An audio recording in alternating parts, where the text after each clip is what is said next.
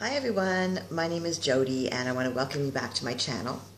So today is the 13th of May and I had a meeting with what I thought was going to be my surgeon, but it turned out to be a nurse who did some blood pressure and asked me some questions, and then I met another doctor and I met the anesthetist, and I was there for like 2 hours going from one place to the other place.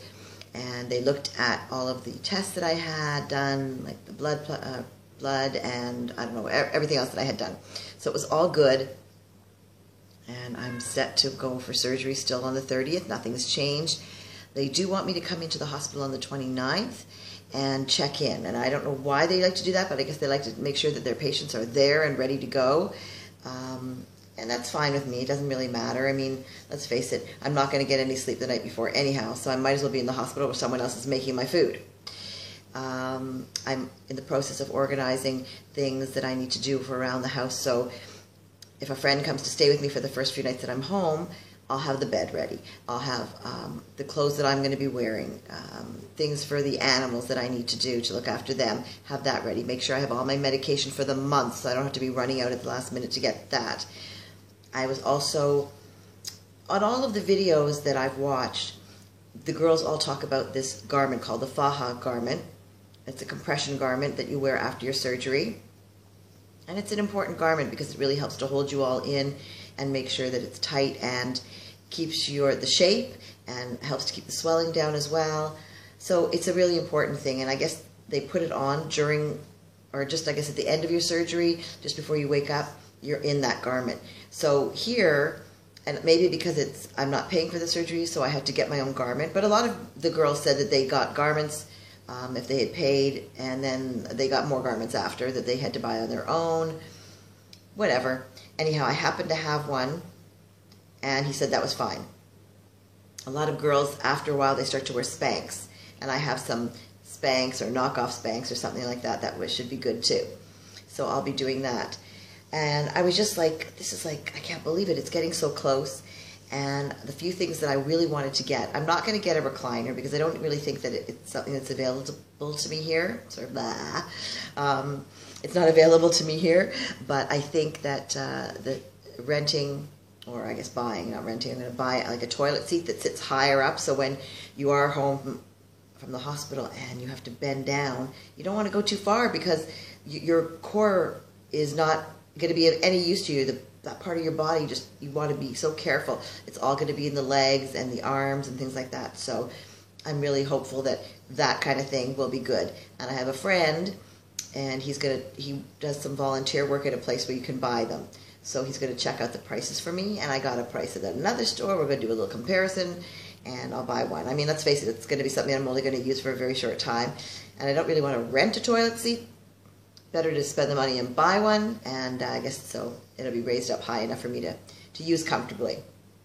I have a seat in my shower, and I'm just getting really like prepared and ready, and I have people that are going to bring me food, but I really need to kind of organize it a little bit better so everybody doesn't bring me food on one day and then I have nothing on the next day. Is really being able to cook food and things like that is not something I'm going to be able to do for the first few weeks, at least the first week and a half. And it's nice that way if people bring stuff for me and I can have help either heating it up or whatever, because again, even that part of it is going to be hard. So I'm hoping that my son will be available to me. He is out of the country right now, and then he'll be back here, and then he's back into the Army, and I think he's out just around, like on a break, around the end of my surgery or the stay in the hospital. So I'm hoping that when I come home, my friend will stay for 2 days, and after that, my son will be around for the second week, which is really all I need somebody for. After the first 2 weeks, I think you're pretty good on your own. At least I'm planning to be pretty good on my own. So no problem there. I'll still have things like maybe getting help taking the dogs out, because that kind of bending over, I guess they're small enough I could put them on the table and pick. No, can't do it. Can't pick up the poop. And this is something that I feel very strongly about. I have to do that. And I won't be able to bend down. So, although, no, thinking crazy thoughts, thinking, okay, somebody's lending me this instrument and it picks things up, but I don't think I should be picking up poo with it. Okay, never mind about the poo talk. Moving on. Crazy. My animals are such a big part of my life. Whether I want them to be or not, they are, so I have to deal with them.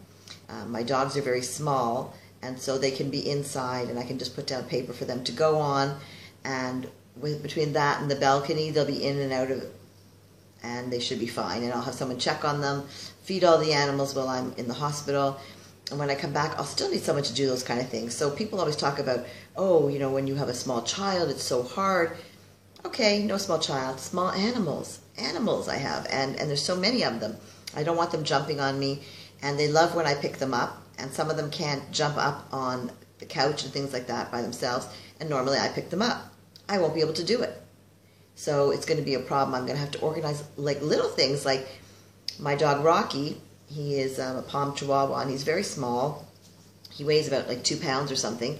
So he has obviously little legs, and I'm going to have to get something so that when I'm lying in this chair, or sitting in this kind of makeshift bed for myself, that he'll be able to get up on his own. So I'm going to put like a box for him to get up on, so he will not be bothering me to get up on, crying, please pick me up, and I won't be able to pick him up, and that'll be sad for both of us. What else? Okay, so I talked about doing the before pictures, and I'm just feeling like a little bit uneasy about it, and I think what I'm going to do is I still have to take some pictures with clothes on, things that I want to be able to try on that I know that are going to be tight now, and what it looks like, and then do it for after, a few weeks after the surgery, to see what it looks like. I understand that people don't really lose that much in the way of their sizes because the rest of their body isn't changing. So really what's happening is that the clothes that you're wearing will just fit differently. You may go down a size depending on, you know, how much liposuction. And I must say that I feel like I'm eating more now, and I'm like, I should be controlling it now, but let them take away whatever they need to take away. It's not that. I think I'm just like a little bit nervous, and so although I'm not a really big eater, because of the previous surgery that I had, that I can't eat that much at one time anyhow. But I feel like I'm not sleeping at night, which is pretty normal for me actually. And because of it, I'm eating more, and my choices are not good. So I recently just met a woman, and we were talking today, and she said, you know, she's a health coach, and I think that I might, if I can get around to it, get her to help me, because I am not a good eater. I don't crave a lot of foods, and I don't get hungry really often, and when I do, it doesn't take a lot to fill me up. But I could stand at the fridge forever and see nothing in my fridge that I like, and then I'll have a cookie. These are bad choices, and I really want to, I don't know, it's so much like be in good shape, and really, I mean, I do exercise, and I do ride my bike all the time and things like that. I'm really hoping that afterward, the surgery, and I'm healed, I really just want to join a gym, and I really want to get back to that part of my life that was so long ago. I was at the gym every day. I was into bodybuilding. I loved it. It was an obsession, and that's how I work. I'm always obsessed about something, and when it's a good something, that's even better. So I'm kind of hoping that I will be back and enjoying going to the gym and really working out. And maybe for the first time in my life, I'll actually be able to see my abs if I work them. I mean, wow, that would be incredible. I used to do so many sit-ups, but I always had that layer of fat covering it, and I could never get down to that point that I really wanted. So I'm willing to try again and see if maybe I can't get better results this time because of the surgery. I'm so grateful that I can have this surgery. Being in Israel has given me the opportunity to change my life in so many ways. And first, by having the gastric sleeve surgery given to me by free. And I do understand that now it is available in Canada, where I am originally from. And so I probably would have had it eventually. But when I left Canada, it certainly wasn't available at that time. I think they were doing like lap band and things like that. And I had never even heard of the sleeve surgery. So for me, being here, it's such an amazing thing. And although not every day is a great day like anywhere, and sometimes I get a little frustrated, but all in all, the things that I can say about being in Israel are having the gastric sleeve surgery and done for free, and having this surgery done for free. These are huge changes in my life and the way I'm going to feel about myself. I like myself. I'm good with everything else, you know, like I don't expect to be perfect. That's okay. I just want to feel better, and I think this is the thing that will really make me feel much better about the way I look and being comfortable with my body. And everything else, well, it just comes with age, and since I don't have the money to be getting a facelift and things like that, back burner. Don't know if I would do it anyhow, but certainly something that I would consider if I had the money, maybe. Who knows? But I don't think that they're going to offer that to me. No, don't think so. Anyhow, I'm hoping in time I will be able to make enough money that I can then maybe do a little Botox, a little fillers, things like that. I think those are nice, easy ways to go that are not too invasive. They give you a kind of rejuvenated look without it being a tight, pulled look. So that's something that I would shoot for myself, maybe to save up and do that. I would actually kind of really like that. Along with everything else, I could be, you know, hitting 60 soon and looking like I was refreshed, like I'd been on a really long, nice vacation. That would be excellent. So as you can see, I'm obviously a plastic surgery supporter for sure. Whatever makes you happy, whatever makes you feel good, that's what I'm all about. And if it means going natural, good for you. It's not for me. I really, really don't think that that natural look, I mean, I don't have for me, I don't have a ton of makeup on today.